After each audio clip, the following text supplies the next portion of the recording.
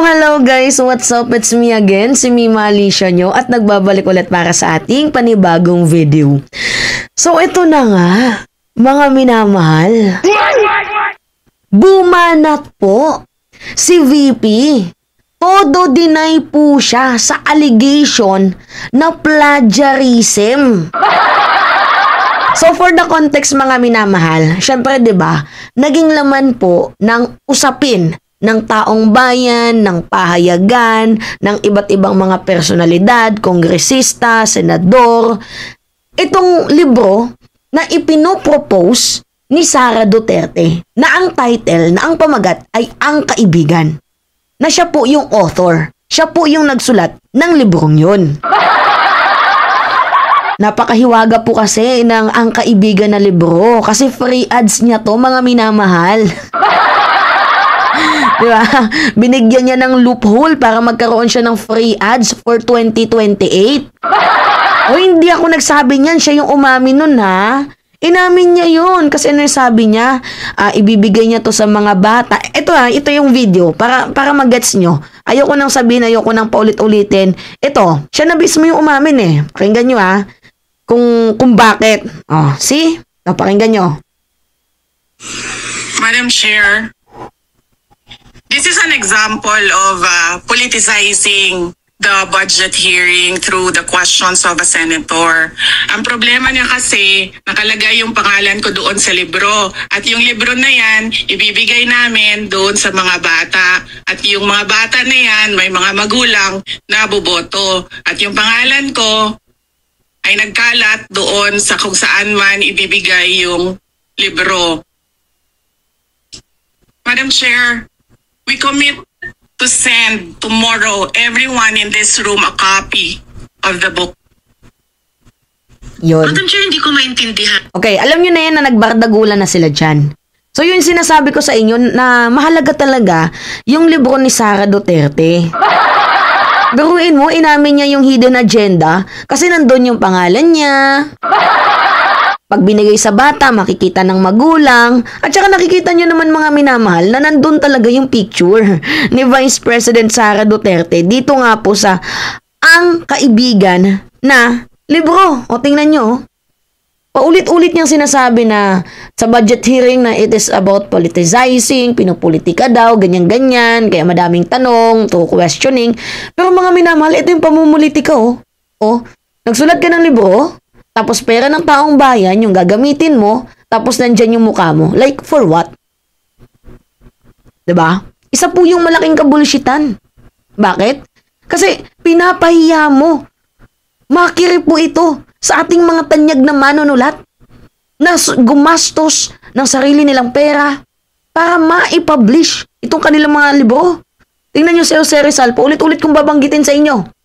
Bago niya po na-publish ang El Filibusterismo at yung No Limit Tangere na nagpaggising sa diwa, kaisipan, pusot ng mamamayang Pilipino, nangutang po si Jose Rizal para ma-publish itong kanyang libro.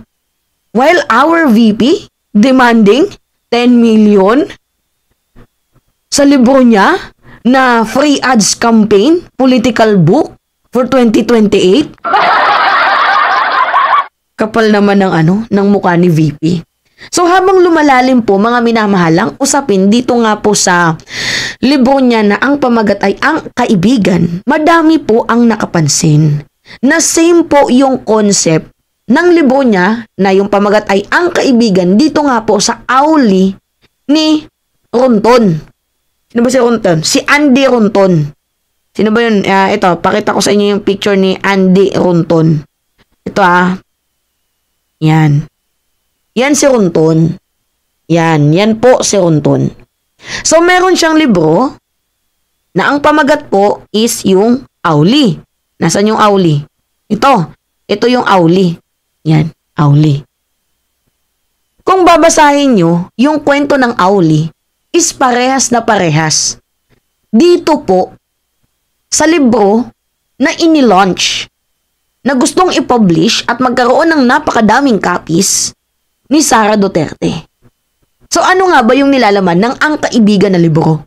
Basahin muna natin kung ano yung ibig sabihin ng Ang Kaibigan na libro na ang gumawa ay si Vice President Sara Duterte. November 22, 2023, nilaunch niya ito doon sa Esteban Abanda Elementary School sa Quezon City. Sabi niya dito, drawing from her personal experience. Diba? Politicizing to. Kasi based on your experience. So inaamin mo nga, may admittance ka na malalim na nga yung hidwaan nyo ng mga Marcoses. So ngayon, anyway, dito mag-focus na lang tayo dito sa kwento ng libro. So sabi dito, a personal experience and portraying the essence of true friendship. So the book tells the story of a parrot helping an owl rebuild his home that was destroyed by the typhoon. So meaning, mga minamahal, yung libro na to is nagpo-portray sa essence ng totoong pagkakaibigan. Sa gitna ng unos, tinulungan niya itong kaibigan na si Owl. 'Di ba? Para ayusin ang kanyang tahanan na nasira noong panahon ng bagyo. Which is, if i-relate natin ito sa personal experience, parang ganito eh. Alam mo, Marcos, tinulungan kita nung pinatalsikay ng pamilya mo at gusto mong makabalik. Dito sa Malacanang, tinulungan kita. Nilapitan niyo ako ni Amy. Pinuntahan niyo ako ni Amy. Kinausap niyo ako kasi hindi kayo mananalo kung wala ako. Hinahabol-habol niyo ako. Hoy, sinabi niya ni Vice President Sara Duterte na hinahabol-habol daw siya. Ito pakinggan niyo. Pakinggan niyo to. Itong sinabi niya. Wait lang. Tapos, pagkatapos ng filing of candidacy, lumapit na sa akin yung magkapatid na Marcos. Sabi nila, hindi kami mananalo kung hindi mo tutulungan kami sa Mindanao at sa Visayas. Sabi ko sa kanila, okay, sige, dahil maraming big ticket projects si Pangulong Duterte sa Davao City, sa Mindanao at sa ibang lugar pa ng ating bansa na gusto nating mapatuloy. Kaya nga, di ba, tumakbo kami on the platform of unity and continuity na hindi natin nakikita ngayon na saan na yung mga big ticket projects. Wala na lahat. Created. So, pagpaalisin nila ako dito, or impeach nila ako, hindi kawalan sa akin ang posisyon ng Vice President. In the first place, hindi ko naman gusto tumakbong presidente. Hindi ko gusto tumakbong Vice President. Tumakbo lang ako dahil kailangan mapatuloy yung development projects sa Mindanao, sa Visayas, at sa Luzon. At naisip ko at that time, if I am Vice President, patututukan yung mga proyekto na yon. Okay, yan. So, based daw po yung kwento ng ang kaibigan sa kanyang personal experience. So, ito na yun. Diba? Na tinulungan niya yung mga Marcoses and then right after, parang iniwan siya sa ere. Which is, mga minamahal, bullshit po yun. Dahil walang Duterte kung wala yung Marcoses, yun yung totoo. Sino nga ba yung totoong nanggamit? Way back 2016, sino yung pumunta sa mga Marcoses? Diba? Yung ama mo. At ano yung sabi ng ama mo? Kapag hindi niya masolve ang crime rate sa bansang Pilipinas within 6 months, ang ipapalit niya bilang presidente ay si Marcos. Si Bongbong Marcos. So basically, mga minamahal, binudol ng mga Duterte ang mga loyalista. At yung mga DDS, never naman po talaga nilang nagustuhan si President BBM. Bakit? Mas madami yung boto ni Sara Duterte kasi hindi po straight vote ang mga DDS. Mas binoto nila si Isko. Yun yung totoo dito, mga minamahal. Samantalang yung mga loyalist, ibinoto straight si Sara Duterte kasi yun po yung sabi ni PBBM, unity. Anyway, yun po yung yung kwento ng libro niya, which is yung ang kaibigan. It is about friendship, true essence of friendship. Yung pagtulong niya, naku, may panunumbat din dito, mga minamahal. Yan, may panunumbat. So ngayon, yung kanyang experience na ikwinento niya dito sa libro ay meron pong kaparehas dito sa libro ni Andy Ronton, which is yung owl. Okay, tingnan nyo to ha. Pakita ko tong picture sa inyo mga minamahal. Itong owlie. Yan, owlie. Kita nyo yan, owlie. Basahin natin ha. Sabi dyan sa owlie, always finds a way to help. Help. Tutulungan. Nandun din yung, yung kwago na character ni Sara Duterte. Kasi diba siya yung parrot, tas tinulungan niya yung owl. Ay, textbook ba kaya yun? Nakakaloka. Anyway, whether it's through the power of friendship. Friendship. Helping, friendship. Oh, nandoon yung dalawang keyword. So mga minamahal, hindi nyo na kailangang magtaka kung bakit tinawag ng mga mamamayang Pilipino na itong kanyang ang kaibigan na pinaglalaban na libro is plagiarize. Kasi tingnan nyo owlie always find a way to help, whether it's through the power of friendship, by cheering up his friend when they're down. Ganun pares din kay Sara Duterte. Mas pinasosyal nga lang ng konti kay Inday. Diba? Rescuing his friend when they're in danger. Oh, sa gitna ng unos, tinulungan niya yung kanyang kaibigan. Or encouraging his friends when they doubt themselves. Owlie always finds a way to help. But owlie bodies also show what it means to be great friend in return. Diba? Kuha niyo yung concept, mga minamahal, same na same. Dito kay Sara Duterte, kasi si Sara Duterte, papansin pa epal. Alam niyo kung ano yung gusto niyang mangyari? Magtanaw din ng utang na loob itong mga Marcos sa kanya. Ganyan ba yung kaibigan? Kasi, when you're helping, hindi ka na nag-e-expect ng pabalik. Kumbaga sa madaling sabi, it's better to give than to receive. Di ba mga minamahal? Oh. So yun po yung kwento dito sa sa owlie ni Andy Ronton. So ito po yung kinall out ng mga netizen. So hindi worth it yung 10 milyon na gagastuhin for copies dito sa prints ng libro ni Sara Duterte na hindi naman siya yung may gawa. Kumbaga, kinopya niya lang sa iba. Diba? Kinopya niya, tapos magkakaroon na siya ng 10 million, may free ads pa siya. So yun po yung kinall out ng mga mamamayang Pilipino. And then after an hour lang mga minamahal, kasi kahapon kinontent natin yan, tapos balik kagabi naglabas siya ng kanyang statement. To be exact, alas 9. Naglabas siya ng kanyang statement alas 9. So ngayon, ito yung kanyang pagdedepensa. Ito yung kanyang pagdedepensa mga minamahal. Sabi dito sa ABS-CBN News. Actually yung screenshot na to kagabi pa.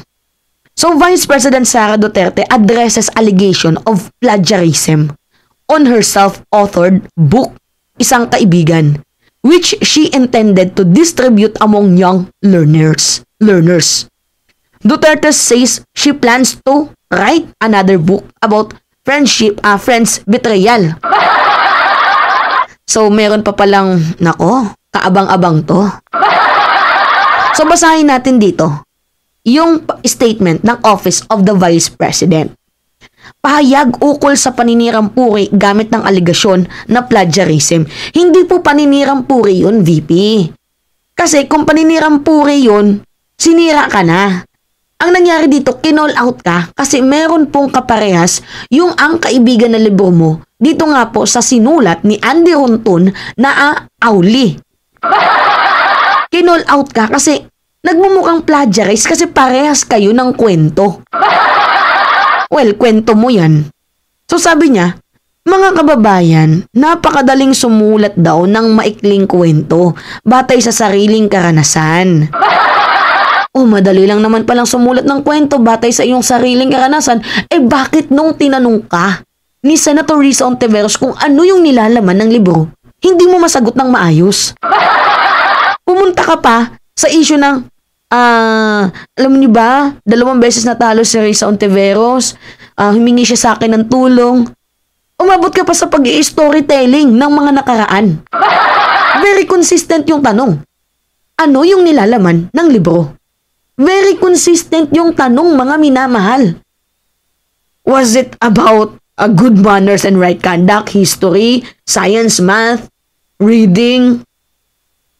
Maayos yung tanong kung ano yung sa loob ng libro. Sobrang ayos, tapos yung sagot mo, politicizing. O ngayon, ikaw yung nalaglag sa sarili mong mantika. Ikaw yung nagmumukhang namumulitika. Kasi ikaw na mismo yung may admission eh. Di ba? Na nandun yung pangalan mo. Kaya yun yung problema. Di ba? Oh. Sabi niya, hindi na kailangang mangopya pa. Ang proyekto ay para mahikayat ang mga bata na mahalin ang pagbabasa at sumulat ng sarili nilang kwento. Walang masama doon na mahalin ng mga bata ang pagbabasa. Pero ito yung nahook ako. Sabi niya dito, hindi ang libro ang problema, ang bayan, kundi ang kahinaan sa pagbabasa ng ating kabataan. Alam mo, Sarah, gago ka ba? Naging Department of Education Secretary ka ng bansang Pilipinas. Ang lakas mong mag-amok, magsalita na ang kahinaan sa pagbabasa ng ating mga kabataan, putang ina.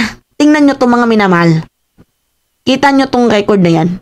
Oh, PISA yan nung 2022. Mathematics, out of 80, rank 75 tayo.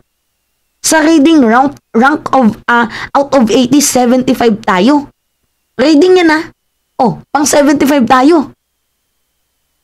Sa science, out of 80, rank 78 tayo. Diba? Ang laking bullshit yun, mga minamahal.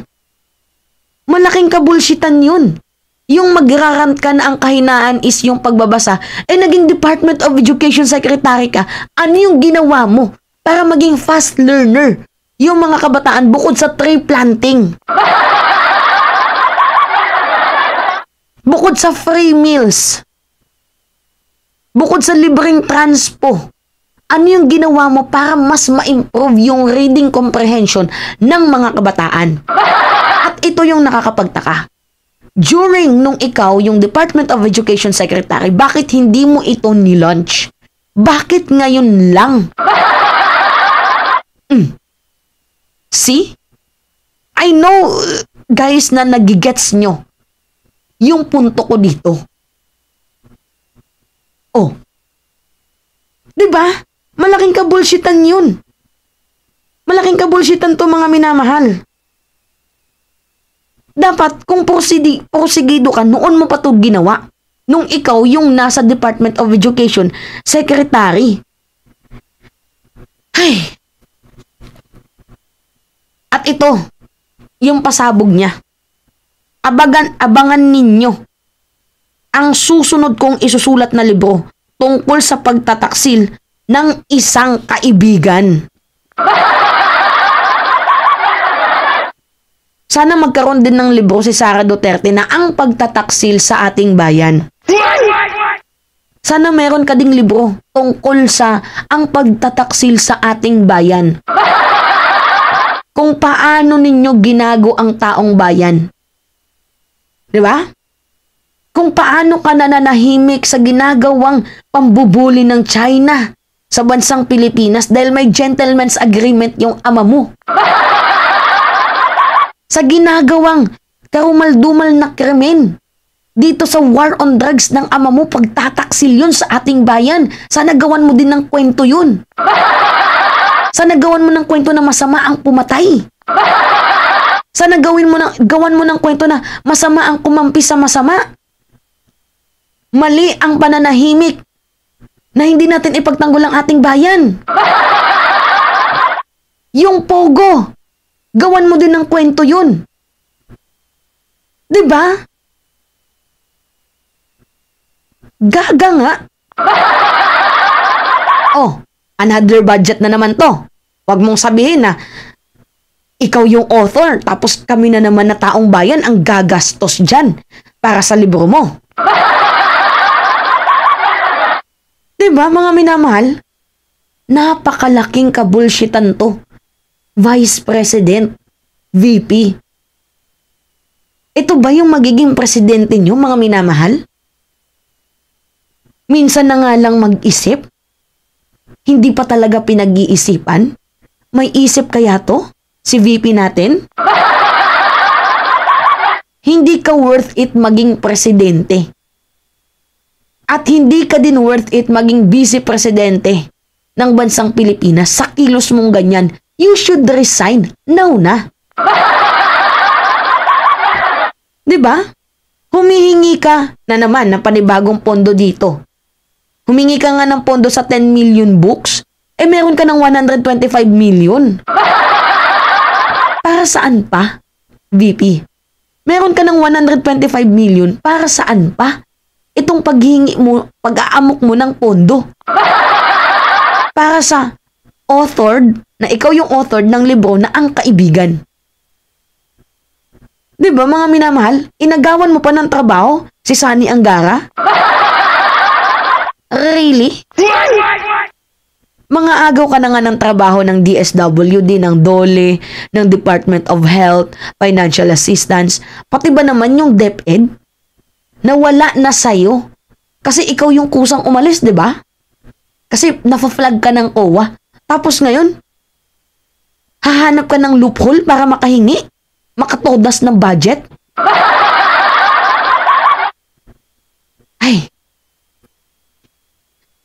Ay, nakakaloka. At talagang inuna mo pa talagang magsulat ng libro. Kaysa solusyonan yung problema ng ating bayan. Makabasa nga ng mga comment ng mga Pilipino dito. Tingnan natin ha. Oh, daming shares.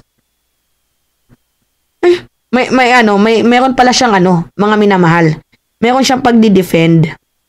So sabi niya dito, maganda daw po ang hangarin ng libro. Maganda ang hangarin, pero based on your personal experience. Loko nga to si Inday, no? May kalungkutan sa pag-iisip.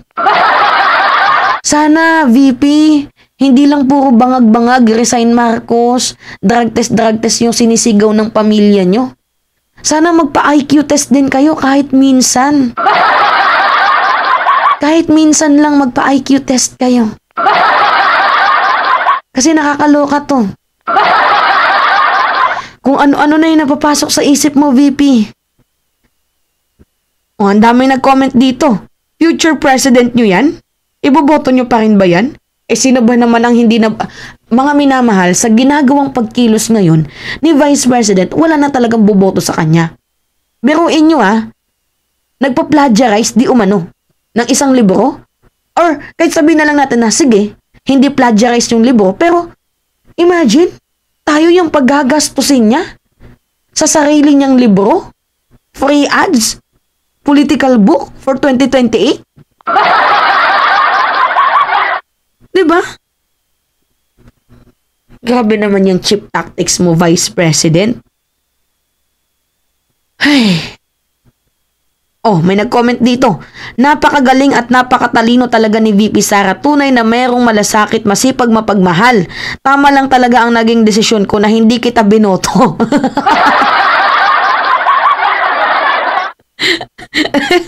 Natatawa ako habang nagbabasa ng mga comment. Oh, guard, may baliw dito. See? Hindi ka na nire-respeto ng taong bayan kasi hindi ka nagpaparespeto.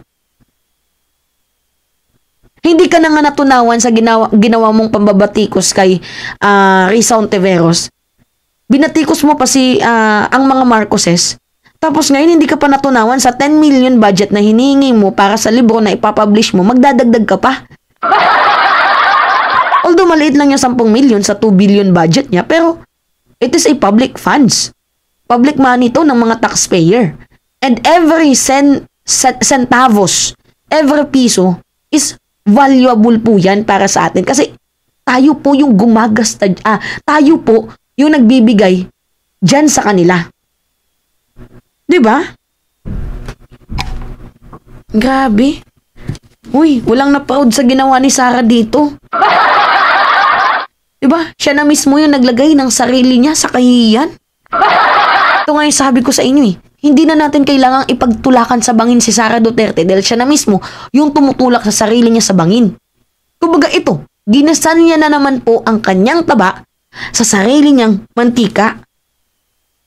Diba? Siya yung naglalagay sa sitwasyon na kung saan magiging kritikal ang kanyang personalidad. Very immature, very childish. Wala sa tamang pag-iisip ang ating VP.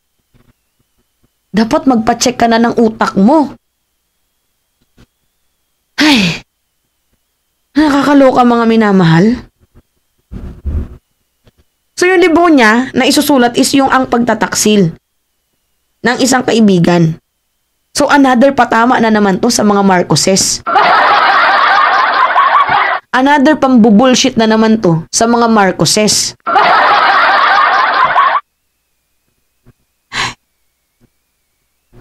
Grabe. Pagtataksil sa kaibigan, di porket hindi ka lang sinuportahan sa mga gusto ninyong black propaganda. Taksil na agad yung tawag doon. Hindi ba pwedeng mayroon lang pagmamalasakit sa ating bayan? Di ba? Oh. Ay, nako. Anyway, it's me again, si Mima Alicia nyo. Hanggang dito lang po tayo mga minamahal. So magpa-follow up na lang tayo. At nagbabalik po para sa ating panibagong video. Maraming salamat mga minamahal.